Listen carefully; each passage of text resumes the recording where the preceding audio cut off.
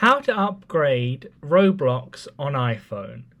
So this will be on your screen sometimes if you open the Roblox app on your iPhone, and all you need to do is click on upgrade. But then sometimes you're playing the game, then you can't use a setting or you can't go into a certain game, etc., and you'll need to update it manually.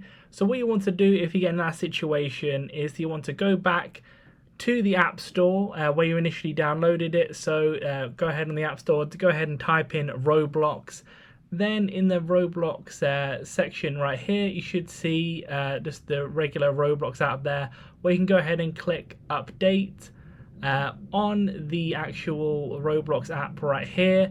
Once you click upgrade in the app, it's going to take you to the App Store where you can click upgrade there. It will take a few seconds to download, and then it will update Roblox app on your phone, and then you can go back into the Roblox app. Then you'll be able to play the game that you couldn't before.